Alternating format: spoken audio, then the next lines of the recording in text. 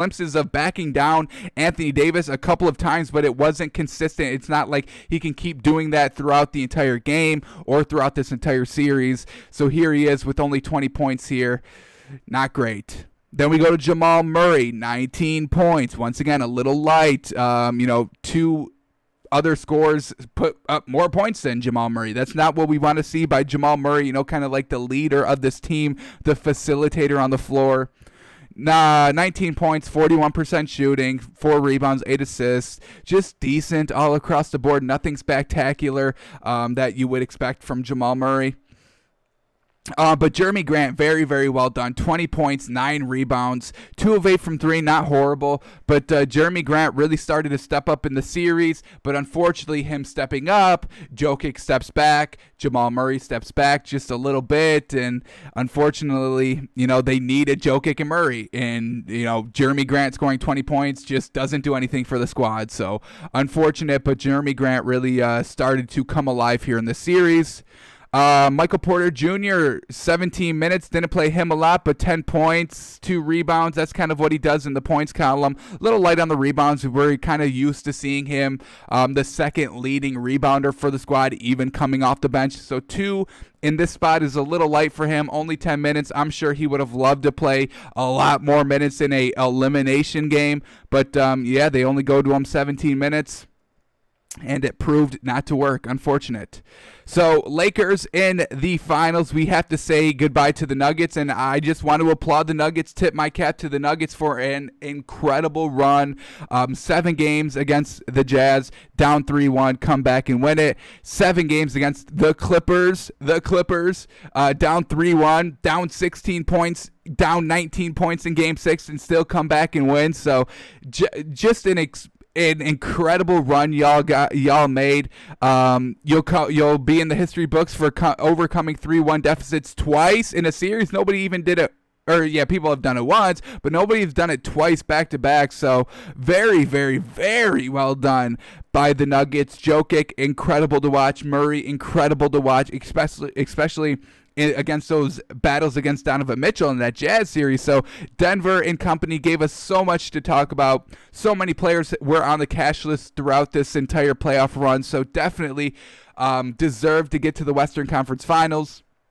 Definitely deserved all the talk that people were talking about, giving you all the praise. You truly deserve every word of it. Denver, thank you for just competing and being fun to watch and making this, this bubble playoffs just interesting. Deep run by them. But, you have to give it up for LeBron and company. They win in 5, no big deal. They're going to the finals. Cannot wait to see what LeBron brings into the finals here, either against the Heat or the Celtics. And, half of the finals are set. Lakers are representing the Western Conference in the finals.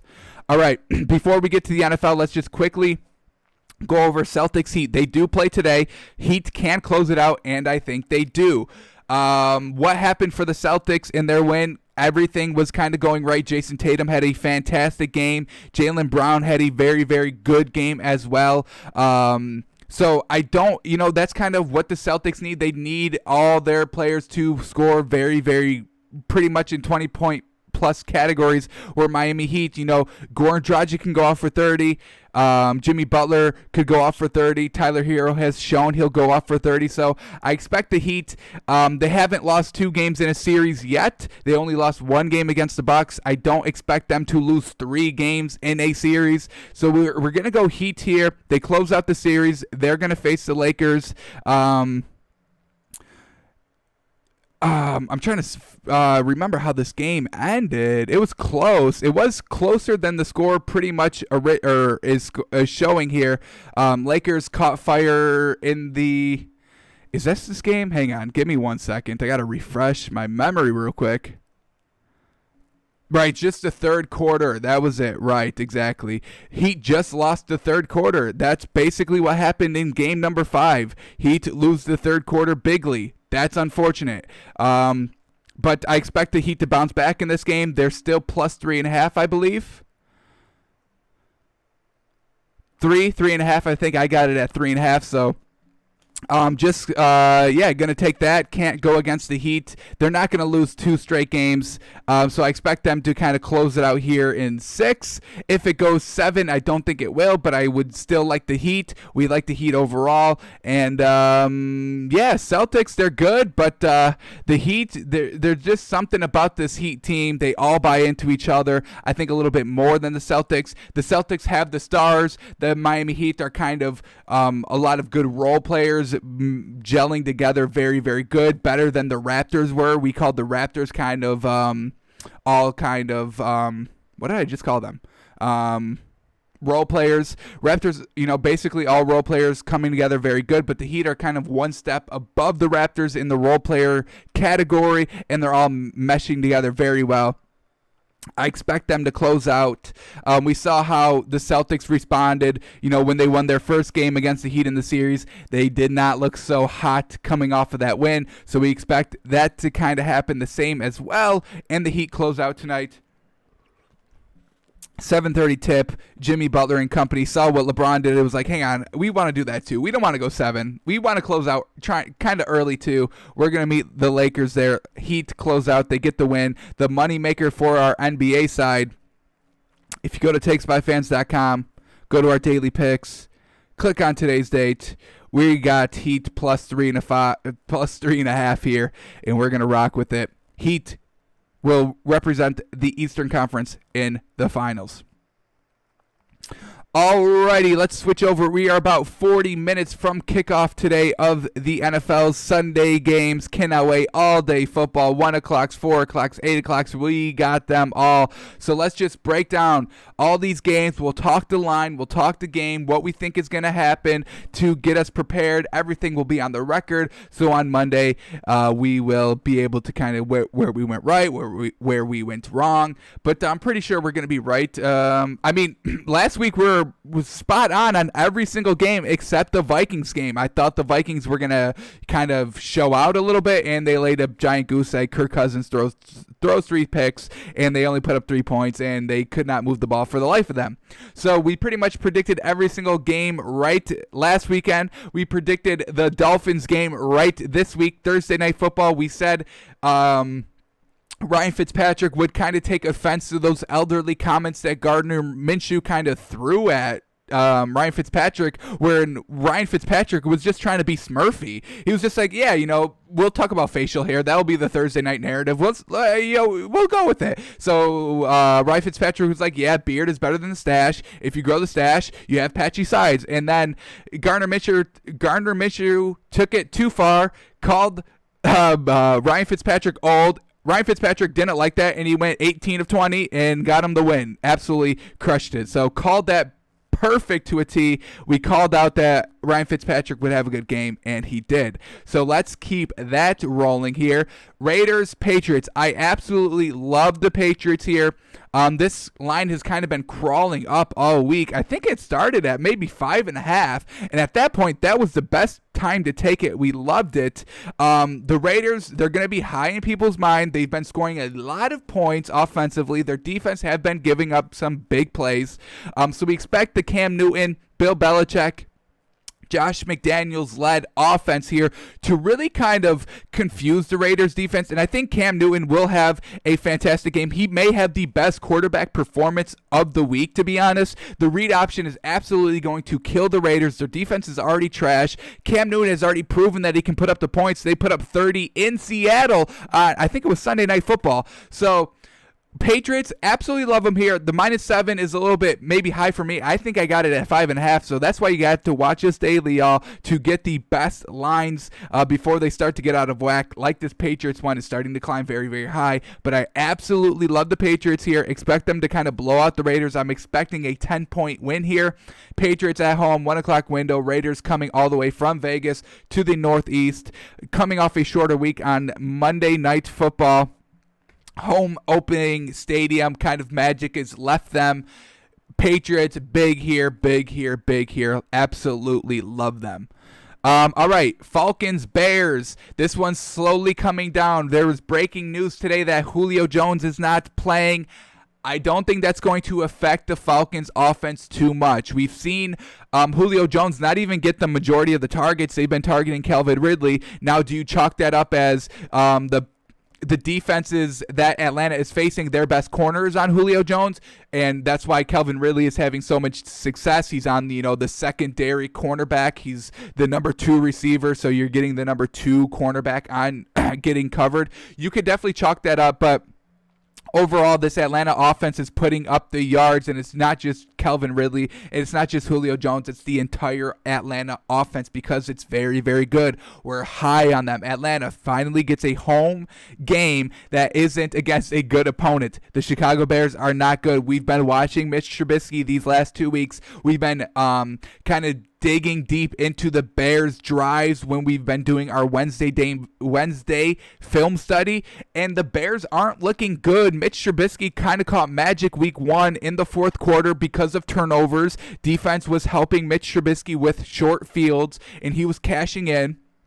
Week 2, they were in a close game against the Giants. Giants had the last second chance to drive on the Bears, and the Bears only put up 17 points that game. So Atlanta at home, absolutely love them here. I really love Atlanta straight up. I wouldn't even play around with the lines. I wouldn't play around with the spread. I would just take Atlanta straight up here because their defense is obviously suspect, giving up a ton of yards week 1, giving up even more yards week 2 against Dallas. But absolutely love Falcons better than the Bears here. Big on Atlanta's offense. Don't look at them and be like, oh, 0-2, they're trash. This offense is good. Yes, Julio Jones is not going to play today. That will hurt a little bit. Obviously, this is one of the best receivers in the league, but the supporting cast of Atlanta can still get it done. Todd Gurley is still pretty decent running back, so expect Atlanta to beat Chicago here. A lot of people are not liking Atlanta. I've been seeing a lot of people betting the Bears +3, +2.5. I'm not about it. I'm not trusting Mitch Trubisky on the road. I'm not trusting Mitch Trubisky to outscore this high-powered Atlanta offense. So we're still liking Atlanta, even with the no Julio Jones. It really shouldn't be an issue. Atlanta at home, trying to get on track. Must-win game for Atlanta. Must-win game for Dan Quinn, who's pretty much going to get fired this year if they don't make the playoffs.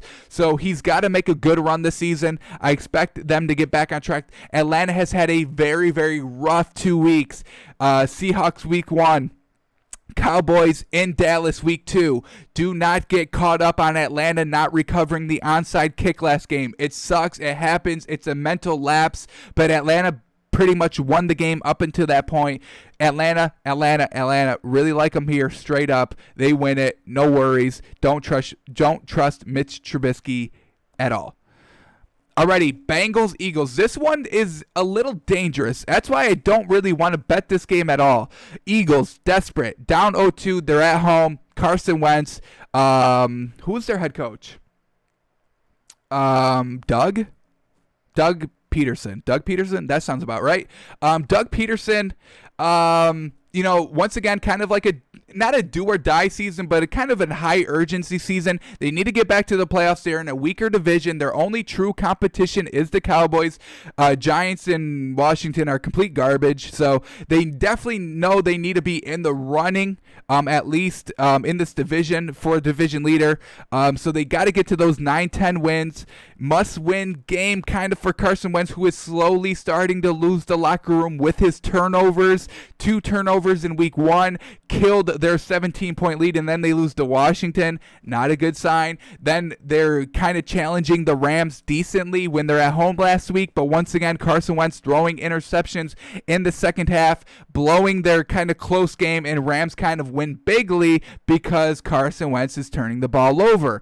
On the other hand, we have Joe Burrow, who threw it 61 times to put up 30 points on a Thursday Night Football, so they've got rest now. Their offense is still pretty good. I don't fully trust the Eagles. I think I trust Joe Burrow better than Carson Wentz at this point in this season. So I think I like the Bengals here, but the disparity that the Eagles will play with this week is scaring me just a little bit.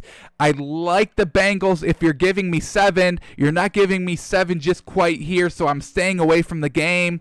But I think Bengals will be competitive in this game. long rest coming off Thursday Night Football against Baker Mayfield and the Browns. But this Eagles team, there's just something about them. They're not good, man. They're not good. I'm not laying 6. I don't trust the Eagles with a 6-point deficit that they have to overcome. So if it's 7, if it was 7.5, I'd like the Bengals, but definitely just going to stay away from it. I don't think Carson Wentz is good, man. I don't think he's good. He's slowly falling, slowly losing the locker room, and the Eagles don't have talent on their defense or on their offense to kind of overcome the struggles that Carson Wentz is presenting these first 2 weeks. So I think I like the Bengals in the spot. Tricky spread here. Very, very tricky with the 6. Definitely going to stay away from it. But if it was 7, I think I like the Bengals. I would not be surprised if the Bengals won this game. Alrighty, Texans Steelers. This is the best bet of the week, I think. Single-handedly, if you just want to double your money, you go big on the Texans plus 4. Yes, this is 3.5 now. We got it at 4. I would still bet this up to 4. Buy that extra half a point. It won't kill you in your odds. You'll still make good money straight up. Texans plus 4 is the best bet of the week. I'll tell you why. Texans, desperate team, kind of like the Eagles. 0-2 really shouldn't be 0-2. Their roster is better than 0-2. Texans got absolutely demolished on their scheduling. First week Chiefs, second week Ravens. I mean, can you make a tougher schedule? I don't think so. So now they have Steelers, 1 o'clock spot. They were at the primetime Thursday night game against the Chiefs. All eyes on you, and then a 4 o'clock tip-off later tip. But Texans 1 o'clock tip on the road. That is definitely going to hurt them. Yes, Steelers. I'm big on their defense. I do like their offense. I still think Big Ben is good. I'm not putting too much. I'm not putting numbers too heavy on the Steelers' close game last week against Denver. I mean, we've talked about it a ton of times. When you plan all week for a quarterback and then you injure that quarterback and now a backup quarterback comes in, you've got no idea what he's good at. You don't know what the offensive coordinator knows he's good at, because that's what they're going to call whatever the backup quarterback is comfortable with, what he can do. The coaches know his limitations. They know his strengths, so they'll play to his strengths. Was Jeff Driscoll's strengths different than Drew Lock? Most likely. That's why the Steelers, I think, gave up a lot of points, 21, but on that final drive, we saw it. We took a look at it in our in-depth film study on Wednesdays that we do. Steelers defense absolutely destroyed the Broncos on their last potentially game-winning drive, made Jeff Driscoll not look too good. I think Jeff Driscoll not look too good, and the Steelers got the win. But Texans here, desperate game. They've got good receivers. Their receivers are very good. This is still Deshaun Watson. Yes, we don't like Bill O'Brien. Yes, the Texans defense is still a little iffy here, but a must-win game for them. Maybe the Texans don't win, but you're giving me them 4 points? Absolutely, I'm going to take that all day. Yes, I'm big on the Steelers, but the 4, I love the 4. Maybe not so much 3.5, but I really like that 4 that we did get it on, and that we've kind of been locking in and talking about that 4. So definitely buy this up to 4. Best bet of the week, Texans desperate, Deshaun Watson. He's going to come out. He's going to play 1 o'clock window. Perfect for him. No real pressure, no real big name to go against the Steelers team. You had that whole thing, Thursday night, first NFL game resuming here during COVID. Thursday night football against defending NFL champions. That's hard enough to win, and they played very good. They played all right. David Johnson, they need to get David Johnson running the ball early against the Steelers. They didn't do that week 2. Hopefully they get back to that running game, because it is very good. And then week 2, you got the Ravens, who have everything to prove. They always get the backseat in the conversation. Chiefs, Eagles, they're always kind of like that number 2. They didn't win the Super Bowl. They got beat by the Titans. Not very good. They've come out publicly and said that they didn't even plan for the run in that playoff game against the Titans. You didn't plan for Derrick Henry. I can do a whole hour on that by itself, but Texans here, absolutely love it. I think it's the best bet of the night, best bet of the day. Absolutely must-win game for the Texans, much like a must-win game for the Eagles here. We're going to go Texans plus 4. They might not win, but I'll take the 4. I'm betting the number here, y'all. Texans plus 4. Alrighty, Giants 49ers. I mean, you got to stay away from this one. This is a wild game. Really could go either way. 49ers missing so many pieces. Jimmy Garoppolo, George Kittle, Mostert, their whole offense is injured. Richard Sherman defensively injured. Cannot trust this team with all these injuries. Plus, they're still in New Jersey at MetLife Stadium. What happened last week? They faced the Jets. Were they home for this game? Am I bugging? Hang on. They might have just thrown that narrative out the window. Give me a second. Okay, they were at MetLife. So, yeah. So, once again, still at MetLife Stadium. A lot of players came out and called that turf garbage, wanted the league to kind of come in and do something about it. So, once again, 49ers at MetLife Stadium.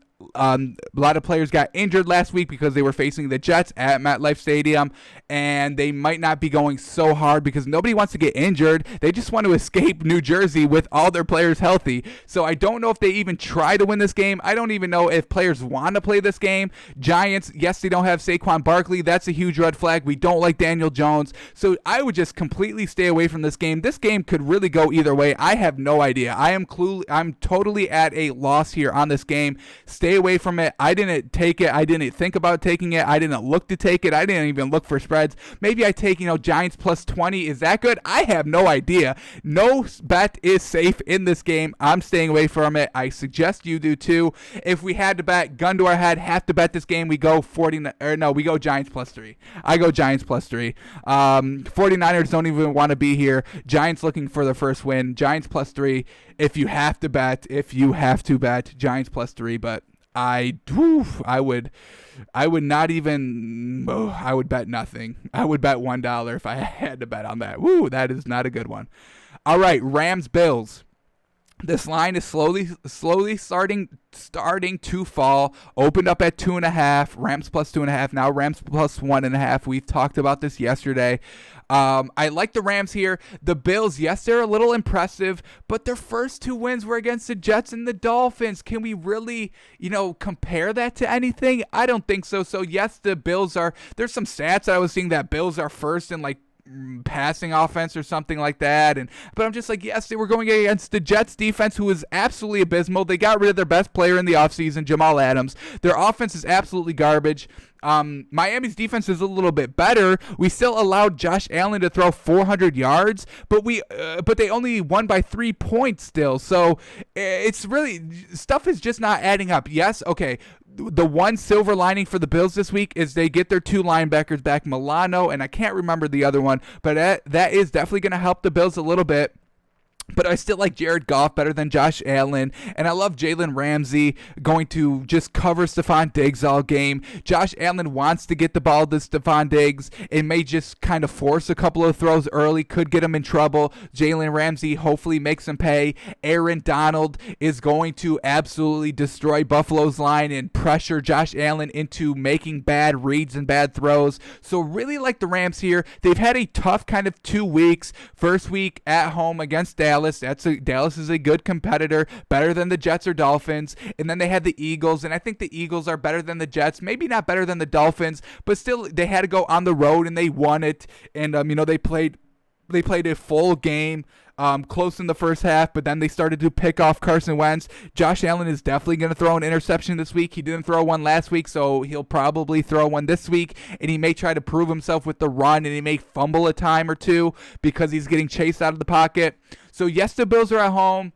Yes, their defense got a little healthier, but this Rams team overall, I don't trust Josh Allen in big games. We looked at what the Bills did last year. They won no big games. They beat no great teams except for Dallas, but that was a Thanksgiving day, so you've got some outside circumstances affecting that game in general. But absolutely love the Rams here. Rams were part of our moneymaker last week when they were +1 on the road. They were part of our locks pick. We picked the Rams. Absolutely loved them. They won it. Absolutely like them here. Not going to say love it, just because Buffalo is 2-0. We have to give them a little bit of credit still. But Rams overall, I think, are the better team. We're going to go Rams. We have them at +2.5. +1.5 really doesn't do anything. The 2.5 really doesn't do anything either. Safely buy them up to 3 if you would like, but Rams here, I really kind of do like them. Rams big over Buffalo. Buffalo hasn't shown us anything against good teams yet. Alrighty, Titans Vikings. This one is a little dangerous too, so I am staying away from it. Kirk Cousins throws 3 interceptions, looks god awful last week. But now they're at home. Their defense doesn't get any better. Their offense doesn't get any better. They're facing the Titans, who have been kind of looking very, very good. They're looking consistent. That's what they are looking like. You know what you're getting from the Titans. You know Derrick Henry is going to rush for 100 yards, about 30 rushes for 100 yards. You know Ryan Tannehill is about to throw it 24 times, high completion percentage, about 19, 20 out of 24, touchdown, maybe a pick, but if he throws a pick, he'll throw 2 touchdowns. So we know what we're getting from Tennessee, but they're on the road here against a Vikings team that got absolutely obliterated last week. I'm going to stay away from it. But if I had to bet it, I like the Titans overall. I think they're missing a receiver this week that could hinder them a little bit, but they're going to run the ball. Vikings, I really don't know what they're going to do. I don't know how Kirk Cousins is going to respond. That's why I'm staying away from it, because Kirk Cousins looked like absolute garbage. 40% completion percentage, 3 interceptions, no touchdowns. Just I don't know what I'm getting with the Vikings this week, so going to stay away from it, and then we'll go forward next week. All right, Washington, Cleveland. All right, I've been ever since I saw this one. I thought it was too much, but I've been sleeping on it. Yesterday, we moved this one into our 99% guarantee section of our picks, and we moved the Packers out. I absolutely love the Browns here. Absolutely. Even minus 7.5, I don't think it will matter. The narrative that I kind of want to focus on this week is teams in back-to-back home games. Cardinals have it. Absolutely love them. Cleveland have it. Absolutely love them. Once again, Cleveland home last week against the Bengals, and it was Thursday night, so they're getting extra rest. We know Baker Mayfield is good against bad teams. Yes, they only won that Thursday night football game against the Bengals by 5 points, but when you go back and look at it, I mean, they were up by like 14, and then the Bengals would come back and score, make it 7. Then Baker Mayfield goes down and scores another touchdown, extending the lead back up to 14. So it was very rubber banding between 7 and 14. But then, fourth quarter, you know what happens. The Cleveland defense is already up by 14. They're just backing off, letting Joe Burrow dunk his way down the field. They get a touchdown. You're not very urgent because you're already up by 7. Then they go, get a field goal and all that. So that 5-point win for the Browns was actually a lot more than 5, was just the overall point of that story. But Washington, they're not good. We know Dwayne Haskins is not good. Don't fall for it. We've been watching him every week, y'all. These first 2 weeks, we've been breaking Dwayne Haskins down. He does not look good. He can't drive the field. He put up 0 points in the first half against the Cardinals. He can't move the ball. They cannot move the ball offensively unless they're getting turnovers. Yes, Baker Mayfield he is turnover prone, but not really against bad teams. Washington's a bad team. Cleveland is at home for their second straight week. Absolutely love them. Washington was on the road last week. Now they're on the road again. They don't want to be here. They just want to go home. Cleveland, minus 7.5. I thought it was too much, but I actually think this is a safe bet. Cleveland minus 7.5. Baker against easy opponents. Let them try to get to 2-1. See how they kind of deal with the pressure there. But bad team, or a slightly average team against a very, very poor team. I'm taking slightly average at home back-to-back weeks. Love this spot. Cleveland minus 7.5. Alrighty, Jets, Colts. Once again, I will never take the Jets. I don't care how many points they have. I don't care. They're trash. Adam Gase is the worst NFL coach I've ever seen, and they don't have Le'Veon Bell because he's out, and their defense is absolute garbage. Colts, on the other hand, Phillip Rivers. All right, I may have been bashing him a little too much. See how he does here. Week 1, we were big on him, but he kind of proved us wrong because he's classic Phillip Rivers, throwing touchdowns and a lot of yards, but throwing multiple interceptions. Week 2 kind of tuned it down a little bit. Only threw 1 interception that really wasn't his fault. Long drive. But now they're here at home, minus 12. Once again, back-to-back home game for the Colts.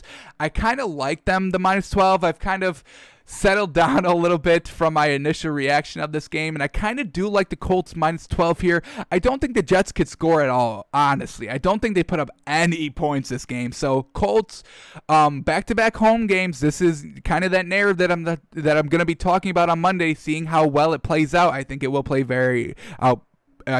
out very, very well, back-to-back home teams winning. But Colts minus 12 here. I think it's a decent spot. 12 is obviously a lot in any game, but Colts here against this sorry Jets team could be a good play. Phillip Rivers could kind of make this kind of like a stat padding game where he's like, oh, I can absolutely obliterate this defense. I'm going to go fucking out and just sling this ball all over the field, because I know even if I'm throwing bad passes, they're not going to get picked because these corners are trash. These safeties are trash. They don't have Jamal Adams anymore, so I can throw this ball all over the field. No worries. He may do that. Adam Gase, I can't trust him, even with 12 points. So let's go Colts minus 12 here. I'm feeling decent about that. If comfortable is here, like I'm feeling good, I think it will happen. Maybe I'm just slightly below that with the Colts, just because 12 is obviously a lot of points. Alrighty, moving on. Chargers, Panthers. All right, let's all relax on Justin Herbert. We've broken down a little bit. The running game was a lot more impressive to me than Justin Herbert last game was. So 6 is a lot. I really don't know what Vegas is thinking. I'm staying away from this game because I really don't like it. 6 is a lot to me. I don't give up 6 to the Chargers at home, even with Justin Herbert. I don't care. Teddy Bridgewater is a proven quarterback.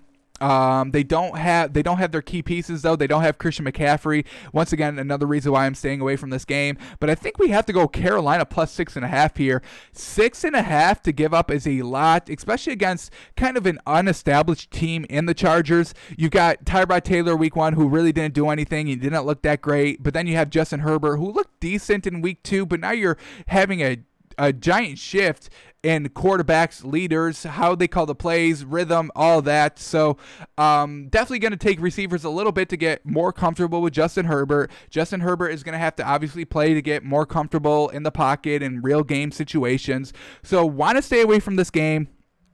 We're not penalizing the Chiefs because Justin Herbert played. That kind of threw him off a little bit. That's why the game was so close. But all in all, I mean, we see Patrick Mahomes just obliterate this defense in the fourth quarter and in overtime when the game actually matters, because Justin Herbert couldn't put away the game.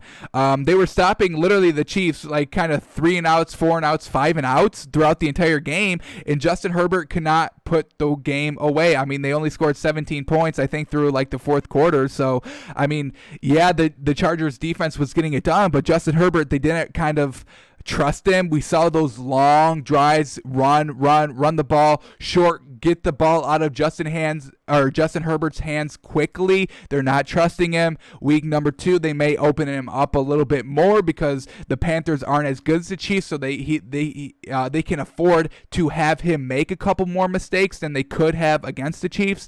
So gotta stay away from this game. 6.5 is a lot to give up to a rookie quarterback. So maybe go Panthers plus 6.5. If I had to bet this game, I'd probably go Panthers plus 6.5. I don't like Matt Rule, but I do like Teddy Bridgewater, better quarterback.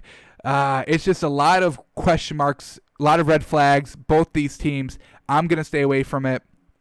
Really don't know what to call that, honestly. Alrighty, maybe the second best bet of the day. Bucks minus 5.5 over the Broncos. Jeff Driscoll is not going to be as good as he was last week. He's just not. I mean, when you are a backup quarterback, you're waiting for your spot to shine. You get it. Second game in, Drew Lock, starting quarterback, goes down. You get thrown into the game. You're fucking hype. You're like, all right, I've got nothing to lose. I'm going to go play my ass off, and I'm going to win the game and make them question starting Drew Lock next week if he's healthy. So that's what Jeff Driscoll does. He makes the game competitive against the Steelers, but in that final drive, he didn't look good. We went in depth on it. On Wednesday, we went in depth on Jeff Driscoll's final drive. He did not look good. The Steelers defense was showing out very, very well that last drive, and they shut it down. It was like 4th and 4, and Jeff Driscoll gets sacked. He's not making the easy reads, the dink and dunks. He's not dumping it off when nothing's there. I expect him not to play. So the momentum of your first start, or not even a start, you get thrown into the game. Now you've got this entire week to game plan. You know you're the starter. You know you can't make any mistakes now because you're not playing with house money anymore. You know, they expect you, you went through the entire week with the first reps. You have to win this game now. A lot more pressure on Jeff Driscoll facing Tom Brady. Tom Brady, who got Mike Evans good to go last week, who got him 100 yards. He's still going to have 100 yards this game. Broncos are not going to be as good as they were last week. Bucks minus 5.5 is a very, very good play here. Bucks win by 7. You're Gucci. You're good. You win the bet. Jeff Driscoll, don't fall in love that they almost beat the Steelers, because they really didn't even almost beat the Steelers, and Jeff Driscoll is not going to play as good as he did last week. That's the big notes to take away. Bucks offense is still very good. Expect Jason Pierre-Paul and Ndamukong Suh. They still got him. Tampa Bay still got some beef up front. Expect them to pressure Jeff Driscoll. He makes a lot of mistakes. Tom Brady cashes in those mistakes, and they win kind of easily. I love the Bucks minus 5.5 here. Absolutely love it. Second best bet of the night besides the Texans. Love it.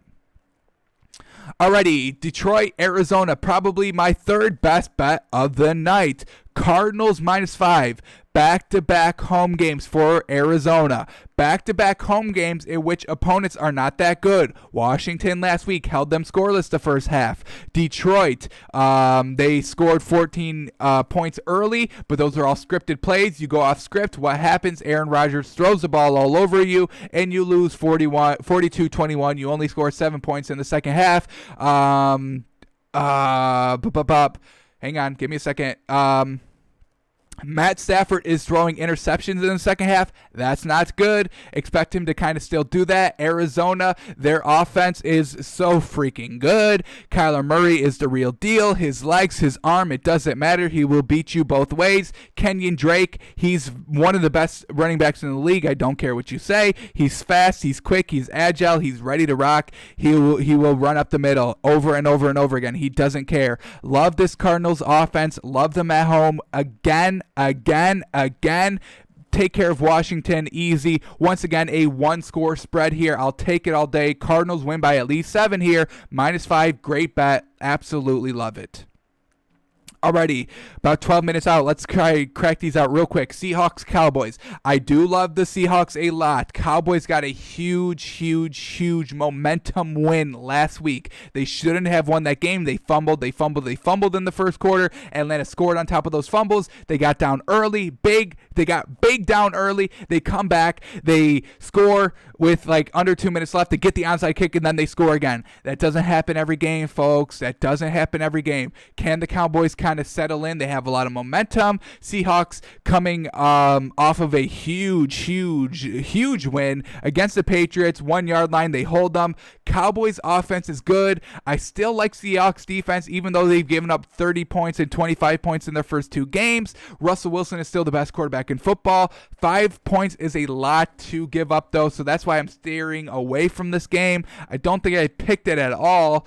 Seahawks minus 5 is just too much to give up. If I had to bet it, I do Seahawks minus 5 because I think they win by a touchdown. It's going to be a closer game. Cowboys, this should be on television as well as the main 425 game. And Seahawks at home still should be good. Just it's a lot of momentum Cowboys are coming in this game with. I think they may play above average because of all that momentum. But Seahawks are still the Seahawks, and we still have to treat Russell Wilson as the best quarterback in the league. So 5 points is very tough. I think this line is really dead on. I think this will be a 5-point game, really either way. So I think Vegas really nailed it at the spread. Can't find any value in these numbers, so we're just going to let it ride, leave it be. We'll see these teams next week and maybe go from there. All right, Packers, Saints. Packers, we initially had them in our 99% guarantee section before we swapped them out. I just don't like it. 3.5. Saints, they're going to be angry at this in this game because they lose. Primetime game, Sunday Night Football. Saints are at home. Really, I just don't trust Aaron. I do trust Aaron Rodgers as a quarterback. I don't know if I trust their supporting cast. We had a Devontae Adams show out in game 1. That's why they won. We had Aaron Jones show out in game 2. That's why the Packers won. Saints, they lose because they beat themselves with penalties. They should have beat the Raiders, but Raiders had that new stadium opening up. Saints, revenge game at home, trying to overcome that loss. Packers, they're already 2-0. Obviously, they want to stunt against a good Saints team. So, once again, just 2 great teams going at it. I don't feel comfortable calling it. If I had to take it, I'm going to take the points. I'll take the 3. I think Aaron Rodgers is a little bit of a better quarterback right now, from what we've seen these 2 weeks.